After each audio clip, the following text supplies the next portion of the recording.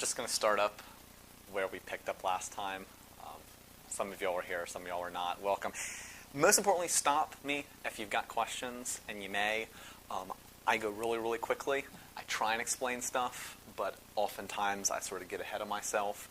We're picking up sort of basic brain function, and this lecture is a little different than all the rest because it's a lot less of my just sort of going on and on about stuff and more just lots of anatomy facts. And it's important to probably know these at some point or another. So we'll just go ahead and get started with it. So I'm just going to recap on last time. This chart isn't too important. So we just talked about the ideas of think functionally, not reductionistically. This is something I say over and over and over again. Just this idea that we want to view things sort of as they are and not sort of oversimplify these types of things. The idea of form follows function, another thing I talk about a lot. We talk about Brodmann's areas as sort of the neuronal architecture, the cytoarchitectonics of stuff, the stuff coming in, the stuff going out. That is the form of it. And that is how we are going to get the most clues of what is going on here, right? So the form of it is going to help us predict what it's going to do, right? So if visual input's coming in, that's a huge clue that it has something to do with vision. And that's simple, but it gets a little bit more complicated than that. But it's going to be sort of the rubric that we're going to use moving forward. Talk a lot about follow the information. So this idea of we got to know what's coming in, what's being done to it, and where is it going. It's sort of just repeating the same thing over and over in different sorts of ways. Then I talked about just the different ways we're going to look at the brain. The first is the standard model, which is the way that everybody does it, right? Assigning a point function to each place. So this area of the brain does this area of the brain does that, and then trying to sort of piece it together to make sense of it. And then once we get those point functions, we want to try and take a step back and get a more fluid idea. So understanding that each part of the brain only has its effects acting in conjunction with every other piece of the brain. And that's going to be sort of the ultimate goal of these things. All right. So sort of a complicated picture just to orient you all. The other thing was orient. So when we're looking at these pictures, we want to sort of know what we're looking at here. This is a little bit overly complicated at this point. This is known as the precuneus area. Okay, it's just a broad labeling. A lot of stuff goes in here. Up here is mainly Brodmann's area 7, which is like secondary somatosensory cortex. And down here is posterior cingulate and posterior insula. We'll cover this stuff in more detail later. I just want to use it as an example. So we're just going to focus on Brodmann's area 7 here. Okay, so it is Brodmann's area 7 because it has roughly the same cytoarchitecture throughout here. So it is doing roughly the same modulation, operation, or function throughout. But behaviorally, we're going to see hugely different things based on what information is coming in and where that information is going. So each of these areas, this is more like the sensory motor section of it, this is more the cognitive associative part, this is more the visual part of it. And that sort of makes sense based on their locations, where they are. But if you sort of think about that, the information that comes in is different in each of these places, and where that information is going is different. So even though the modulation or the operation is the same, what's going to happen if you were to sort of stimulate this area or lesion it is going to be very, very different. And so I'm going to use a model here. And the other thing is, so this is just showing where it's projecting. The brain is 3D, so it's really hard to show it in a single snapshot of it. So this is medial surface of the brain. This is more lateral surface of the brain, and you can see it sort of like flipped over. And so they're just showing you where this stuff is going, both projecting, obviously, in the medial plane and in the lateral plane there. So, okay, this is a Boss compression pedal, okay? So we're going to go back to the same analogies that we had used before. So this is a single modulation. It's compression. And you don't really need to know what compression does, but you can compress a lot of stuff, right? You can compress vocals by running vocals through here. You can compress a guitar by running a guitar through here. But the internals of this, the modulation, is the same.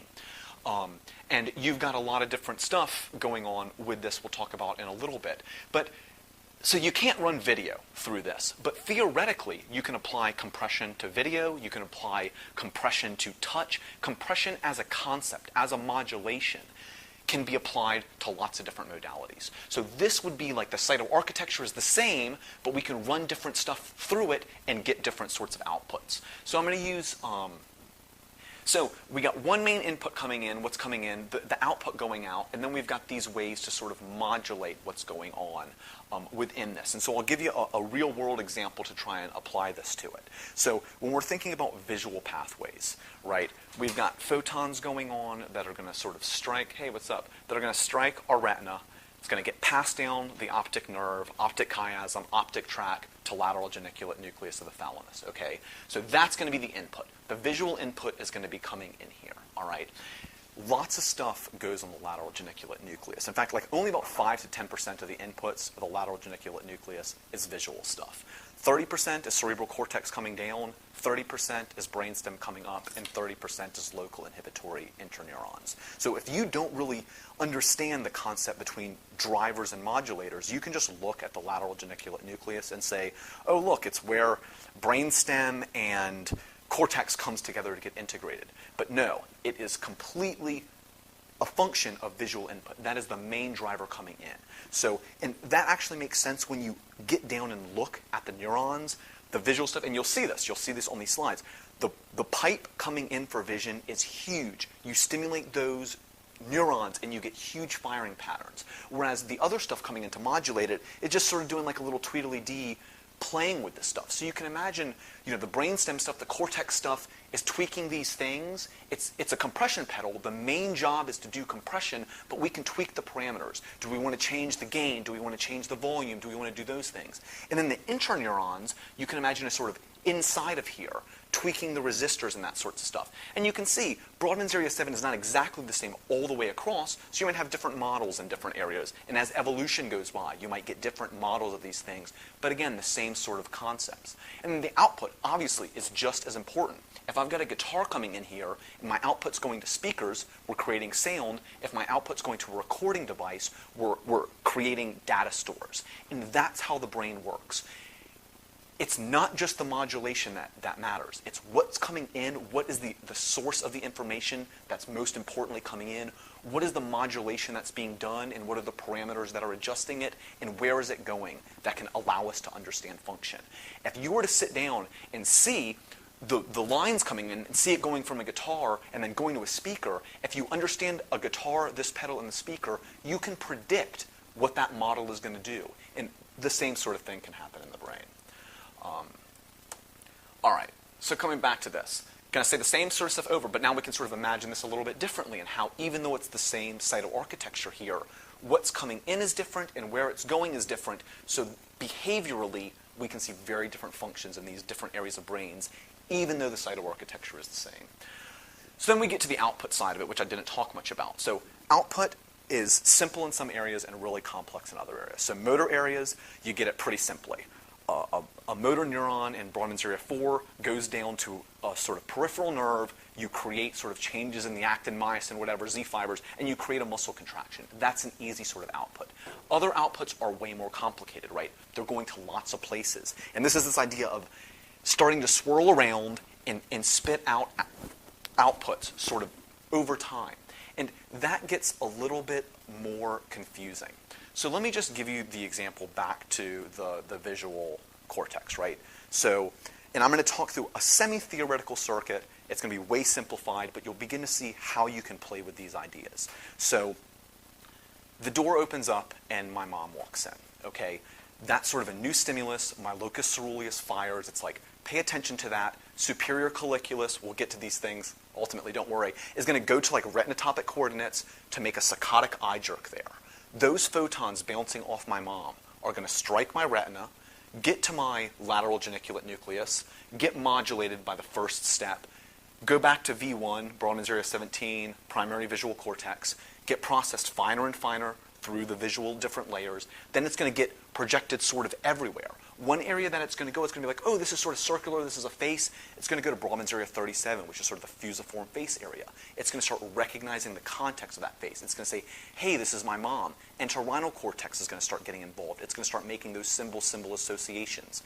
Like we talked about the mind web. What does my mom mean to me? And we're already getting sort of many different areas required to create these sorts of things. What does my mom mean to me? What is the context that I'm seeing her in? I haven't seen her in a while. It's going to start getting into the decision-making matrices. So we're talking about our reward motivational pathways, our basal ganglia. I miss my mom. I've had positive associations with my mom. We're going to put a bid in the basal ganglia that's going to try and trump action selection. I should go and approach my mom. We've got this sort of approach avoidance paradigm, and it's likely going to win based on prior learning of approach positively. That's going to get summed in the basal ganglia. It's going to win the auction. That's the decision that gets made. It's going to go up to sort of more planning cortices, so more prefrontal cortices to say, how can I coordinate actions to get me from here to my mom to give her a hug? It goes into more sort of premotor cortex, motor cortex, gets passed down into the spine to sort of central pattern generators. That goes off to peripheral muscles, and then I can walk over and give my mom a hug. And so that's sort of a very simple model of what happens when my mom opens the door and I walk over to her and give her a hug. At each of those steps, it is way more hugely complicated than that. Just me walking over to my mom and giving her a hug is so complicated. I've got to understand distances. I've got to understand sort of spatialness. When I get to where I've got to time that hugging, it's extremely complicated. With every single step, I've got proprioceptive input coming in so that I'm not falling over. Lots of stuff is going on at each of these steps, but that's just sort of a general way that we can view behavior in brain terms. So again, to overly simplify, why does this matter to us? At each point in this sort of system, we can imagine that errors in it or different ways of things functioning can produce very different behaviors. So imagine my reward or motivational pathways is drained, and nothing gives me motivation, right? So we think of the amotivation of depression. So my mom comes in, locus coeruleus still files, I orient to her, but I do not have that positive excitement of happy approach behavior. So I sort of stand here. Then my cognitions start getting involved contextually. I'm seeing my mom, I'm not even excited to see her, she thinks I'm terrible, I hang my sort of head in shame, and I start learning. And so we can see one place in the system gets messed up, we get different behavioral manifestations, and obviously this is not a static system. We begin learning things start changing over time. But this is the idea of how we can take these systems and see how within this huge chaining of events, errors in lots of different places can lead to behavioral outputs that look like our illnesses. And that's sort of the model that we want to build towards as we do that. All right. So again, we're talking about follow the info over and over. We're having to follow it through that whole path. Until we get comfortable with all these things, it's going to be really iterative, but once we sort of do it a little bit, you start seeing it. You'll see your dog sort of hear a noise and look over and sniff and then get up and walk over, and you're like, I know what's going on in this dog's brain. And you start playing with it and that sort of idea. And so the next time you get asked about an area of the brain, like what does the amygdala do? What does the suprachiasmatic nucleus do? Before you just give them the right answer, stop and think about it. What does it really do? Like outside of the textbooks, outside of all of that, what is really happening here in the brain? Try and think about it, and then just, spew out the sort of pre-made answer. Oh, and then one thing I forgot to talk about.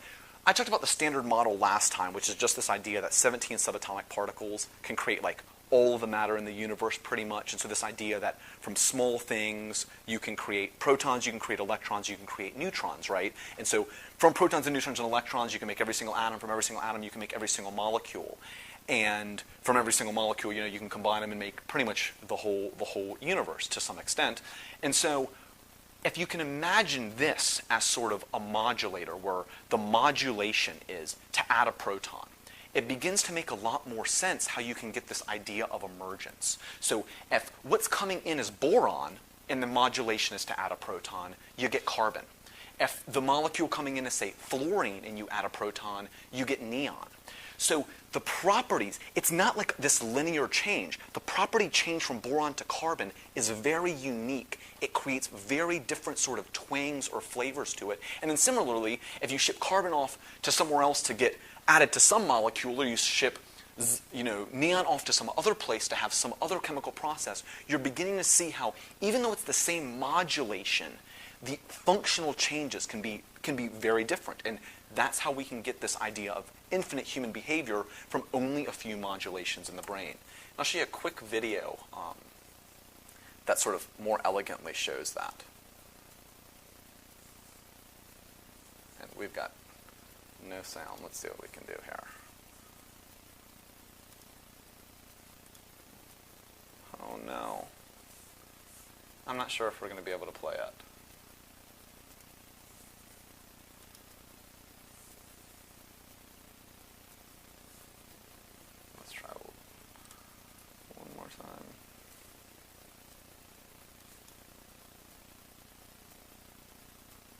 That's unfortunate. Well, you can watch it. And what he's pretty much saying is that, good food is like a color you can taste, and a food you can see or something like that. And it's just going to get to this idea of emergence, how when you combine things, you create more than just the sum of its parts. And so, you get this visual. There's like music and stuff that makes it a lot nicer how you can sort of see it. Even like video's off on that. Anyways, you can watch that at home. It's from Ratatouille. Again, Disney sort of as being like this great observer. So, all right, we're getting to the idea of brain lateralization, right? We've all heard these sort of concepts, right? Left brain, logical, right brain, emotional. I prefer not to use sort of left and right. I would, there's not really great terms yet to describe these things. I think the idea of dominance and non-dominance probably is not being fair. There's sort of context clues that are not correct, and it probably came from the idea of handed dominance. So right-hand dominant tends to be sort of left hemispheric dominant, and what they're generally referring to is a couple areas of the brain. So I'm going to use the terms dominance. They're probably not the best terms, because when we start talking about like sort of motor things, I can't say whether the left amygdala or the right amygdala is dominant. But and then the other question that comes up, we know, is that so most people who are right-hand dominant have their primary Wernicke's and Broca's area on the left. Most people who are left-hand dominant also have their primary Wernicke's and Broca's on the left, but about 10 to 20% of them have it on the right. So there's not always a pure dominant hemisphere, and I don't know what those numbers are. I don't know if you've got Wernicke's dominant on the left, what's the percentage that you've got Broca's dominant on the left versus you've got amygdala dominant on the left. So I'm not sure about those things. But just to tell you a little bit about those areas and what the difference between laterality does in them, I think it's pretty interesting. So again, when we think back to Broca's, we're talking about generally Brodmann's areas 44 and 45. So that's pars opercularis, pars triangularis. In the back, we've got Brodmann's areas 22, 39, and 40. So that's going to be your superior temporal gyrus, I guess angular gyrus, and supramarginal gyrus. And so, again, the med student sort of questions, do y'all remember what Wernicke's area and Brodmann's area do? Want to help me out?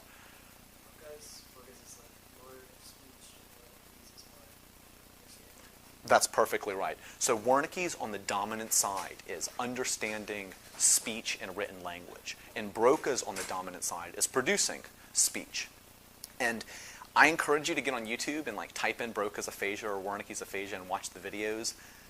They're really depressing. Like Broca's aphasia, it will like break your heart to see these people doing it.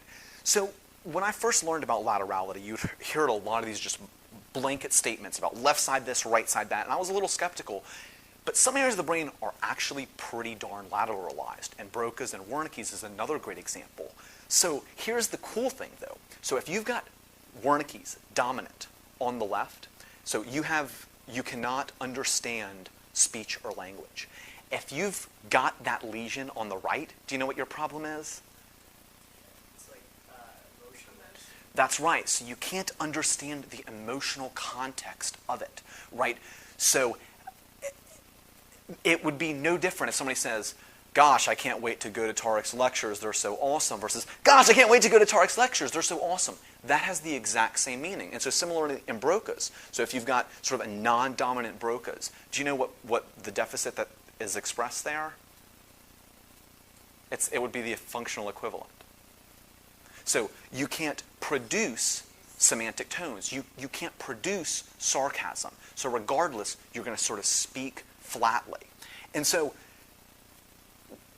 I think that's just so cool. I just think that's sort of interesting. So the reason that I bring this up is that what I want to ask you is, how is that possible? How is it possible that the same structure on different sides of the brain can have such different function?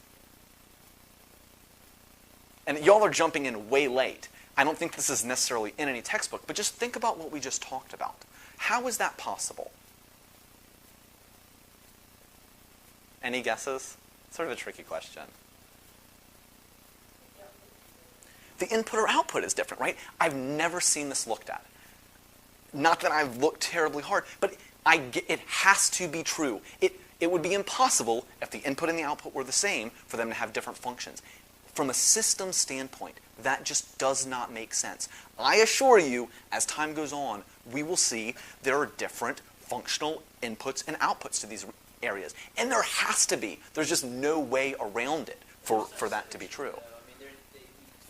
That's a pretty big claim. There's such symmetry on both sides. Who's to say, like Colin was saying, who's to say that the modulation's not different? It could be. It could be one or the other. Something has to be different. What I'm getting at is it's not the same. Something has to be different. But my guess, actually, is that it is the input and the output that's different. And that, again, that's just a speculation. But that would just be my guess, only from understanding how you would produce, just the nuances of how you would produce sarcastic speech, thinking about it. My guess is that, and we can get to that later, because my guess is the cortical areas that they're going to are different. It makes more sense functionally to me that way. But I have no claim on that. So I want to talk about the idea of different kinds of neurons quickly, and then we'll get right into the anatomy, okay? So we're going to start with sensory neurons, right? This would be a sensory neuron. It's like a C fiber. It's detecting pain. This is where we interact with the environment, right? We've got tons of these things: mechanoreceptors, chemoreceptors, photoreceptors, auditory receptors. This is how we get our sensory information in. All right, so this is where it starts. This is a primary sensory receptor, and I'm just making these things up, but I think that they're useful. So you come in, and then you get modulators, right? So a modulator, this is actually a really wrong diagram, and so I'm hesitant to use it. This is not what the wiring looks like at all. The synapses are all wrong here. But generally what would happen is it would synapse in the dorsal root ganglion, and then it would come in and travel up and synapse in the substantia gelatinosa a couple levels up. And here we've got periaqueductal gray. And this is showing periaqueductal gray coming down, but we can imagine it's coming down here. And this is our first area of modulation. This is where we get the Melzack and Wall gate theory of descending inhibition of pain. So we've got modulation. We already are having higher levels interacting here. And as we go up at each level, when it gets to the thalamus, we've got modulation. When it gets up to the cortex, we've got modulation. So there's modulatory neurons sort of everywhere. These are the drivers, right? This is carrying the main information, driving it, again, driving it back up to the thalamus, driving it into the cortex. And then we've got output neurons. And there's no hard output neurons here. And I've talked about like hard and firm and soft output neurons, just because that sort of makes sense to me. When I think about output neurons, I'm thinking about a couple of things. So one is when a neuron interacts with a non-neuron, right? So a neuron interacts with muscle. That's an output neuron. A neuron interacts with our sympathetic nervous system to change blood pressure, to change heart rate. That's an output neuron. Neuron interacts with the hypothalamus or the pituitary. Posterior pituitary is really a neuron, but still I consider that sort of an output because you're changing physiology. The truth is that we can't do a lot to interact with our environment. Most of our thoughts have zero power to influence the environment and are only there to choose what our outputs are. It doesn't matter what your thoughts are if a lion's eating you. It is only a consequence of what you do with those thoughts that allow you to successfully survive and reproduce. So what we are ultimately concerned with is getting these inputs, which we can pretty easily understand, getting the outputs, which we also pretty easily understand, and then finding the black box that is the brain in the middle that integrates this for decision-making and very, very complicated sort of assessment of situations. And that's going to be the goal. And when we're leading to different sorts of outputs, understanding how come and then trying to help those in those contexts. All right. The other thing that I wanted to say is that no network exists in isolation, right? We draw them in isolation, but they're not. Every single circuit should start with the environment because that's what we are. We are just probes for the environment. So we never want to start with a neuron. We want to talk about the environment. If we're talking about taste, we want to talk about food first. If we're talking about sight, we want to talk about the object first. If we're talking about pain, we want to talk about the environmental insult that led to pain.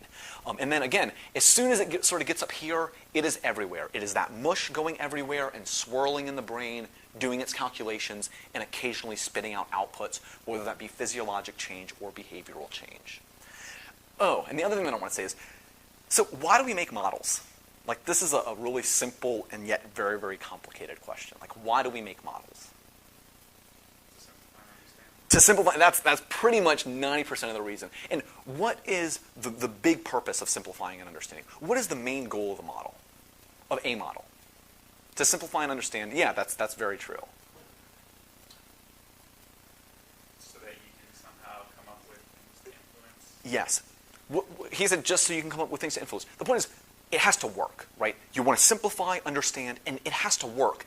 That's the most important thing about a model, is that it works, right? There's no point of making a map that's a perfect representation of the environment if it's at the consequence of serving the function of a map. Accuracy, increased sort of information is not always the goal, but oversimplifying, and you might leave out a side road, that's important. And so when we have our models of understanding, so we've got periaqueductal gray here, we'll go over this pathway probably at some point. It projects serotonin down from the dorsal raphe nucleus into interneurons, which release opioids. We thought when we got SSRIs we were going to cure pain. Didn't work out, right? But it's because our model was too simple, is ultimately what it comes down to. And so we've just got to be careful. There are going to be limitations to simplifying a model, but if you've got too complex of a model, you cannot make predictions from it. And so we're going to always have that balance between getting more complex and getting less complex. We're obviously going to start with less complex. That will solve some issues, and as we keep going, we will probably need to get a little bit more nuanced with things. All right. So I'm a big Orwell fan, and I'm getting this quote sort of secondhand. So I'm getting it from Nasir Ghami, who is like a pretty, one of my favorite psychiatrists. He writes pretty well, and he got it obviously from George Orwell. And the quote is, if thought corrupts language, language can also corrupt thought. Okay?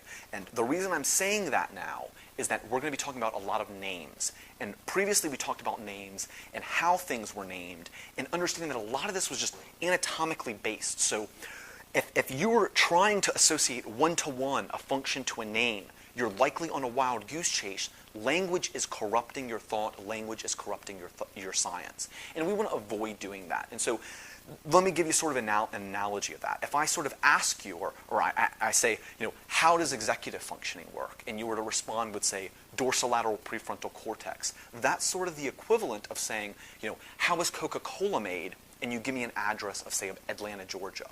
Or you even give me, say, the exact address of a Coca-Cola factory. That doesn't really explain how Coca-Cola is made, right? We need to go into the Coca-Cola factory. We need to watch the manufacturing process, the mixing of chemicals, the machineries. And that doesn't explain how Coca-Cola is made, right? How did the glass get there? How did the workers get there to work? How do we ship it out? How did we come to understand that we could make glass? And so you can sort of use that analogy as this understanding of it takes multiple inputs in, multiple integrations, lots of systems working together, right? These people had to get in their cars and drive to work. Well, how did they get their cars? So it's this huge system that we're interacting within, and that's actually really important. And you can see the evolution of a city similar to how you see an evolution of a species. Things grow in the same sorts of ways, and we use modules in our brain in the same sorts of ways that technology modules grow. All right. So just a primer on how we're going to do this. We're going to start at the bottom up.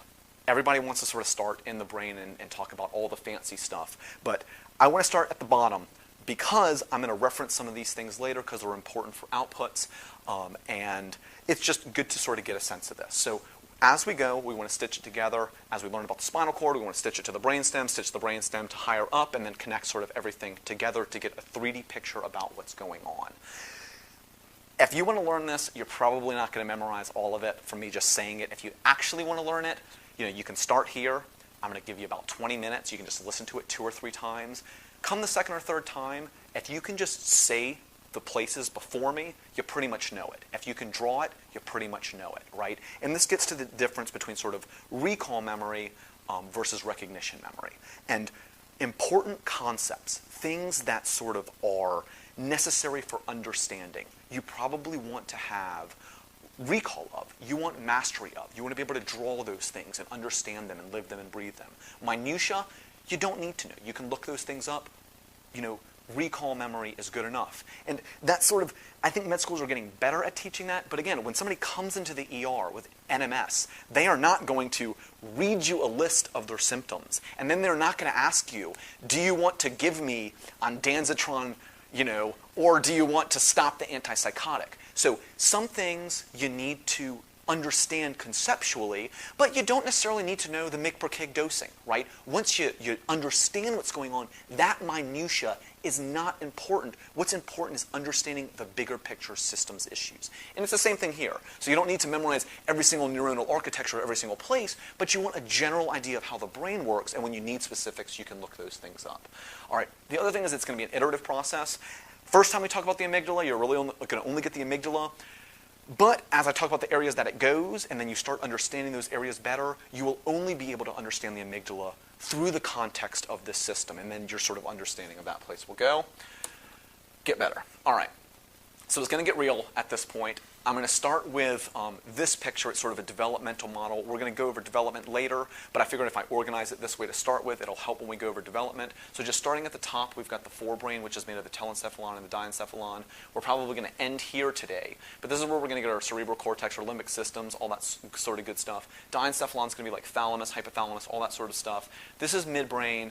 Metencephalon is going to be the pons in the cerebellum. Myelencephalon is the medulla, and then we have the spinal cord.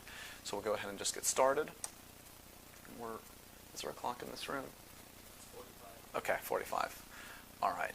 I will, hopefully we can get through this. So we'll start with the spinal cord. Three major functions, right? It acts as a conduit, information coming down from the brain, information coming up from the periphery, and then also to sort of coordinate reflexes. It's got the central pattern generators in here. If anybody read the Lamprey article, you sort of see how a signal down can create like a rhythmic motion of things without having to necessarily have a calculated signal coming down.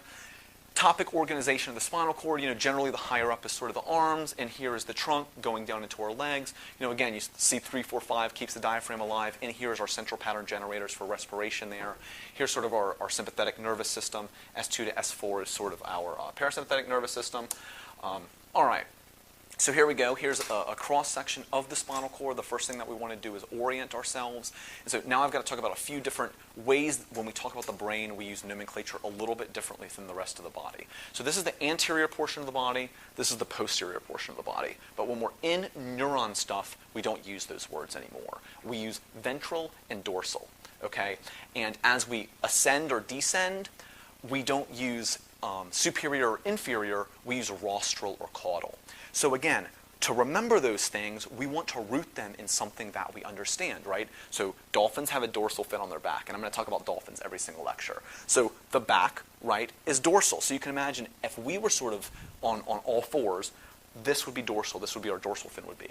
The cauda is the cauda equina, right? We know that's at the bottom of the spinal cord, sort of equina horse sort of thing, dangling down to get the nerves down there. So caudal at the bottom as opposed to rostral. And this is, again, getting back to the idea of create this mind web. Link things that matter together so you can remember them. The more you can multiply encode information, the more you can store it. So if you don't know what cauda or rostral means, you can think, oh, cauda equina, and then pull it from there. And everything that you can sort of integrate together will allow your understanding of stuff to really reinforce it. And if you don't reinforce it, you will forget it, I assure you. All right. So that's, a couple other quick things. A fasciculus is a neuron bundle that does not cross the midline. A commissure is a neuron bundle that does cross the midline. Ganglia is a bunch of neurons in the peripheral nervous system. A nuclei is a bunch of neuron bodies in the central nervous system. So basal ganglia is a misnomer. It should be called basal nuclei. All right, so we're going to go through this really quickly. The blue stuff is information coming from the periphery up. The red stuff is from the brain down. We're just going to start up here. This is going to be what we consider the gracile and the cuneate nucleuses. It's going to make the dorsal column medial lemniscus, which is carrying sort of proprioceptive info, fine touch, and stuff like that. Moving here, we have the anterolateral systems, also called the spinothalamic tracts, which is carrying pain and temperature. Here's our spinocerebellar tracts, which is going to carry proprioceptive and deep tendon information up to the cerebellum. And then we've got our information coming down. So this is the pyramidal tracts, and they call them the pyramids because they cross the pyramidal decussation. We'll get to that a little bit later. And these carry the information from primary motor cortex down to our peripheral nerves.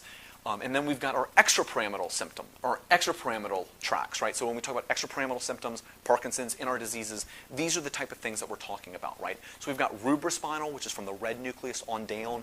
This is sort of our upper body stuff. People say that it's a vestigial organ in humans. It's really probably not. We use it when we're crawling. We use it in arm swing. The reason we don't use it more is for a couple of reasons. One, we don't walk with our arms anymore. So dogs obviously will use this when they're running, or a cheetah will use it when it's running. Fish use it when it's using its sort of fore fins to swim. And then we've got the reticulospinal tracts, which is generally for the lower body for locomotion. Again, in the reticular formation, which is again probably a misnomer. In the Lamprey article was sort of describing how those reticulospinal and rubrispinal tracts can be used to guide locomotion. Vestibulospinal, again, for head direction and balance. There's tectospinal, levospinal tracts. We won't go over those. All right, how are we doing here? I'm trying to fly through this stuff. All right, here's the cell body. So if we go back, here's sort of the tracks, right? And then this is where the cell bodies go, and so we're going to zoom in on that. And so we've got substantia gelatinosa. This is where the spinothalamic tracts are going to go. The dorsal nucleus, this is where some of our mid-spinocerebellar tracts are going to go up to the cerebellum. Intermediolateral nucleus, from T1 to L2, this is where sympathetic nervous stuff is going to go. And then ventrally, in the ventral horn, we have our motor neurons, where the corticospinal tracts are going to go, and then go off to peripheral nerves to create movement. All right, I'm going to go through just one of these very quickly. This is, I guess, the dorsal column medial lemniscus. And so I want you to sort of see this with me. Okay, so dorsal column medial lemniscus is sort of soft touch. And so if you just sort of touch your hand here, and you all can do this with me or not, people get embarrassed, but whatever. So you start stimulating it. We've got pressure here. This is the environment. Stimulating this, causing action potentials to fire. They're going to travel up here in a peripheral nerve. They're going to enter a dorsal root ganglion, right? It's going to synapse there. The primary fiber is going to enter our spine and travel. Since this is up higher, it's going to be in the cuneate fasciculus. Travel up the cuneate fasciculus until it gets up into the medulla. It's going to go into the cuneate nucleus. That's the second place where it synapses. The secondary nucleus is going to cross over. That's the internal arcuate fibers into the medial lemniscus. So now we're contralateral. We're going to go up into the posterior lateral nucleus of the thalamus. It gets modulated there, and then again, we can go up into Brodmann's areas 3, 1, 2, and 5 to do sort of somatosensory sort of stuff. Okay.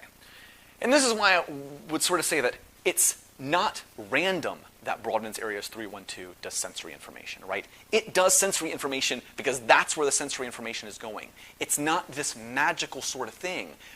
When you stimulate an area, so if I'm stimulating here, it goes to a certain areas in Brodmann's 3. If I stimulate on my leg, it goes to a different area. The reason we have a homunculus is just a wiring issue. It's just wired in that way. The leg neurons go to a different place in the brain. That's all that you're seeing, and that makes sense. And you see these topic maps all throughout the brain.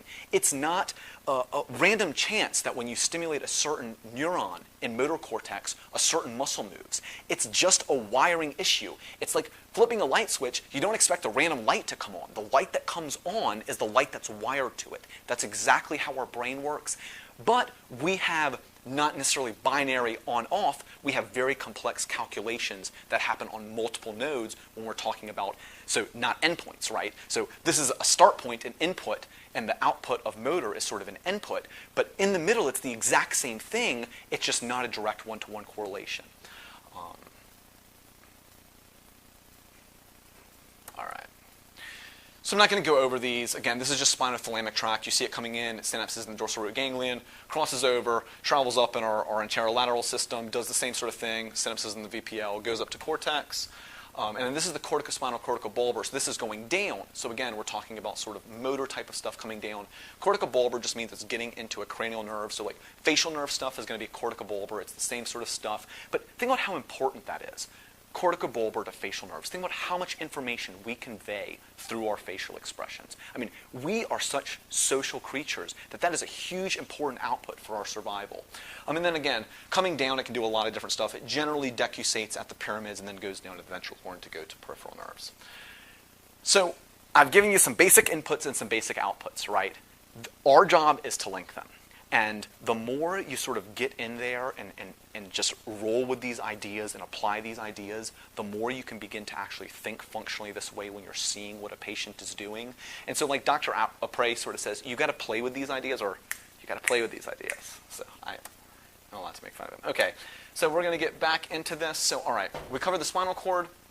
Now we're going to run through this very quickly, the brainstem. So I just want you to see this to get a sense of like the positioning and the local size relations between them. So we've graduated to the brain proper, so we're starting to get in sort of more brainy stuff. And again, to me, the whole body really is sort of the brain. That's probably not true, but as a psychiatrist, I'm biased, right? So, my fingers are really just a tool to me. My teeth are just a tool to me. In some ways, in the same extent that a hammer is a tool to me or a car is a tool to me, the brain uses them in the same way. Our fingers are a little bit different in the sense that they can give us direct information back, but we use our fingers in about the same way as we use a hammer, swinging it as far as neural circuits work. The only difference is that the hammer doesn't give us information back, but it transmits information to our hand, which then comes back. Similarly to a car, it doesn't directly talk to us, but it indirectly talks to us. We feel the steering wheel, we feel the road, we feel the sense of it moving. So again, you can sort of see how high it goes up, and here is all I'm really trying to show. Right, here's a Netter's picture. Again, we're anteriorly looking at this, or this is the ventral side of things. We've got the brainstem, the medulla, the pons, again, the midbrain. Up here, so here's the optic chiasm ending. Again, we see the optic tracts ending in the lateral geniculate nucleus of the thalamus, which is what we had referred to earlier. We've got all our cranial nerves here. We've got 3 here, oculomotor, 4 not so important. 5, trigeminal, and then here's facial nerve, very important. Vestibulocochlear for sort of our proprioception and our hearing. Here's the vagus nerve. So pretty important stuff actually going on in the brainstem as far as that goes. You can see lots of stuff here. Mammillary nuclei. Here's sort of frontal cortex. This is anterior perforated substance. This is temporal lobe here. Netter didn't draw this perfectly, but it's hard to know exactly how far we up. Generally, we would be seeing amygdala in here and hippocampus back. Yeah, I'm just going to actually keep going so I can wrap this up. If y'all have to leave, that's absolutely fine, but I've probably got about 15 minutes, so it's going to run a little over. Again, here's the dorsal side of the brainstem. So again, we're seeing medulla, midbrain, pons, midbrain, and then thalamus above it. Looking here, we've got sort of superior cerebellar peduncle, inferior cerebellar peduncle, and middle cerebellar peduncle. They've got other names. This is the restiform body. This is the brachium pontis. This is the brachium conjunctivum. So information is coming in here from the dorsal spinocerebellar tracts to get into the nucleus.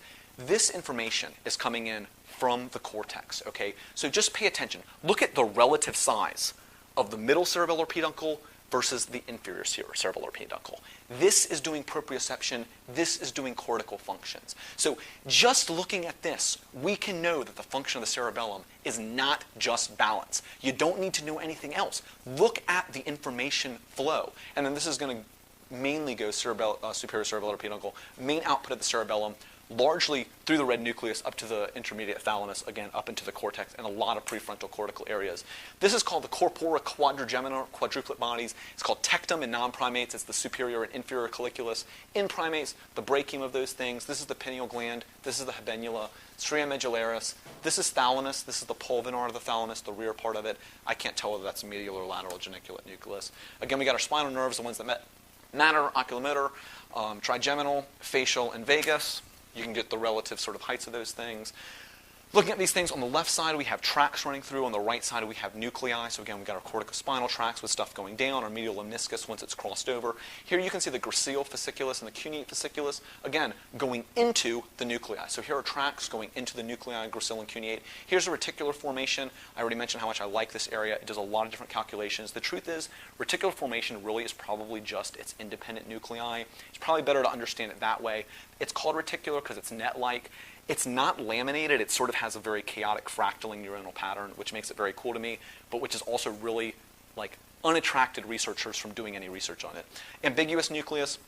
You can do some speech stuff. If you stroke this, you get lateral medullary or Wallenberg syndrome. That's just a test question. What else is important here? All right, we'll keep going. Okay, so here's the olives. I always find stuff that looks different so I can orient myself. So you see this in the brain, you know immediately sort of where you are. This is just the olivary nuclei. Again, we can see sort of the solitary nucleus. Here, its function says ipsilateral taste. So it's getting in information from 7, 9, and 10. It's doing so much more than ipsilateral taste. And this is the idea of think functionally, not reductionistically. Yes, it carries information from the tongue. It carries tons more information, really, really, really important information. These tracks from the solitary nucleus up into the thalamus out are going to get named for psychiatry because I assure you they're critically important. I would love to sort of lesion this and see what deficits people have, but it would be a lot more than taste. Is there anything else important here? That's probably good enough. All right, we're in the pons. Okay, these are the pontine gray. The pontine nuclei here are generally getting information from the cortex. It goes into the brachium pontus, or the middle cerebellar peduncle, to shoot it into the cerebellum. So again, this is the way station from cortex into cerebellum. Here again, we've just got our tracks running through it. 18 is the dorsal raphe nucleus. I don't know if that's familiar to anybody. A bit lateral to it, it's not listed here as the locus ceruleus. Here's our reticular formation again. We'll just keep rolling. All right, we've got cerebellum. We can split this in lots of ways, sort of anterior, posterior. This is considered the vermis. This is sort of considered the hemispheres. Again, spinocerebellum mainly in here, cerebrocerebellum in here, vestibular cerebellum in here, just roughly lumping functions. It's, of course, more complicated than that. You can cut it up in lots of different ways. Would be sort of a human division. I'm going to go over the cerebellum a lot when we do neural networks because, again, it has actually a straightforward neural network that we can probably understand. We won't worry about that too much here. This is midbrain. Just to show you a few things here. So again, we've got our substantia nigra here. This is called the crus cerebri in here, but it's the cerebral peduncles. It's got our information going down. This is corticospinal tracts. This is information going to the pons from the cerebrum to get into the cerebellum. Here we've got the Edinger-Westphal nuclei, our cranial nerve 3 going on. This is labeled wrong. Cerebral aqueduct is in here. This is actually periaqueductal gray, sort of periaqueductal gray matter sort of stuff. And here's the rubrispinal tract, or the red nucleus we see going down inside the reticular formation. I'm trying to go fast so I can get y'all out of here. Okay, we're going to go over histology, like super fast, if that's okay. I'm just going to fly through this.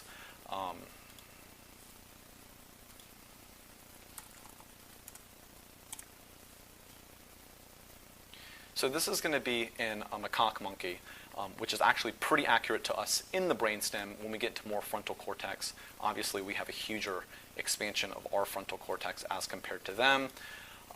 Okay. So let's get started. This is Nissl stained. Nissl did a stain in 1890, like we talked about. It stains endoplasmic reticulum for ribosomal RNA or DNA. So obviously what we're seeing is where that stuff is. So we're talking about cell bodies. The stuff that's not is generally axons when we're talking about the brain.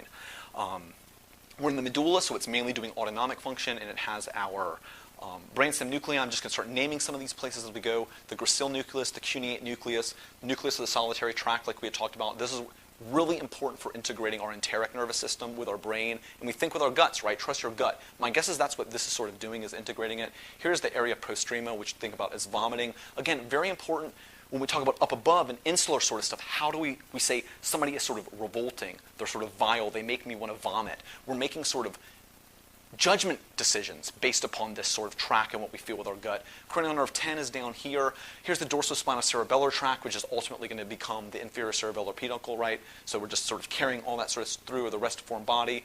Here's reticular sort of nucleus stuff, the gigantocellular, paragigantocellular stuff. Medial lemniscus here. Again, we're at the top of the medulla, but anytime you see this squiggliness, it's inferior olive or any of the olivary stuff. Pontine gray here, and corticospinal tracts in here. Just showing this so you can see the cochlear nuclei. So when we're thinking about sound, we've got a sound wave, ear, organochordae, cochlear nuclei, up into the superior olive, up through the lateral lemniscus, up into the inferior colliculus, and then up into sort of the medial geniculate body and auditory cortex. We'll go through some of these pathways later. Again, sort of just seeing these things change: nucleus solitary tract, oral pontine nucleus, MLB, medial longitudinal fasciculus. So you start thinking about sort of stuff like, just the test question is going to be the ophthalmoplegia and stuff associated with MS. All right. So we've seen where that's become inferior cerebellar peduncle. What else is sort of tectospinal tracts in here, reticulo-pontine nucleus, more pontine gray, brachium pontus again from the pontine gray going into the cerebellum.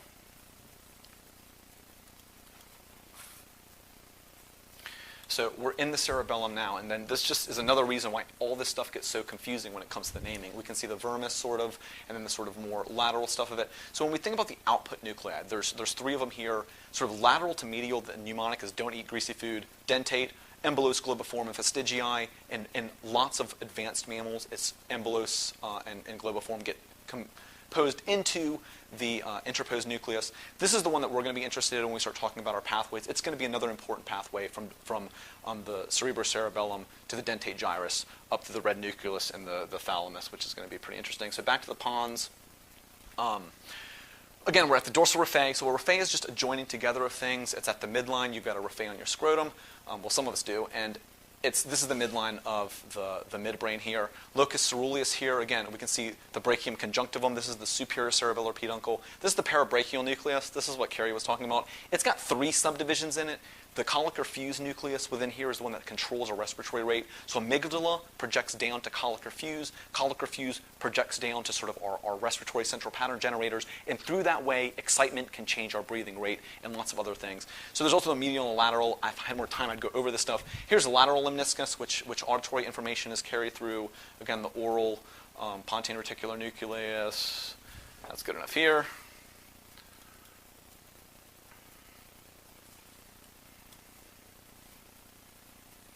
Interpeduncular nucleus, it's pretty cool, but it's really complicated. We're not going to go over that now.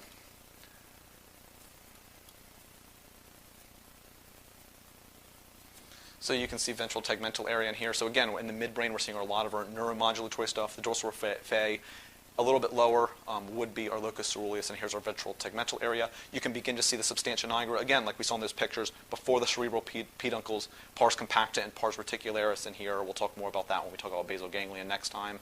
And the cuneiform nucleus, again, not to be confused with the cuneate nucleus, it's an important output nuclei of the reticular formation. Okay, central guae, aqueduct, dorsal raphe, inferior colliculus. I'll probably talk about those next time. Oh, and let's just get us oriented, and then we'll sort of wrap up in 2 minutes. So here's amygdala down here, so you can sort of see where we are. Look at the gauging of that optic tract. So obviously, when it fires, and here's the lateral geniculate nucleus, so you can sort of see where we are, and that's in the thalamus. Here's hippocampus down here, paracebiculum, so you can get the relative size, right? We're right at the eyes. Here's the hypothalamus, here's the optic chiasm, so you can sort of start stitching this stuff together. As we get up into the midbrain, you see where it starts running in line with your eyes.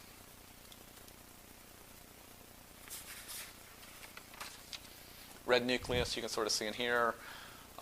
Inferior colliculus, parabigeminalis, it's at the bottom. That's really important when we get to, zoom out a bit. Just to give you a sense of sort of where we are at this point, and then we'll shoot to the top and be done. You can, again, see thalamus starting here. Cerebral peduncles are going to start turning into the internal capsule. We've got putamen, we've got claustrum out here. We're getting sort of into the olfactory tracts, temporopolar cortex, just so you can sort of see where we are in the scheme of things here. And then we're going to zoom all the way up to the top. Let's see, we're going to go up to 67. To finish us off,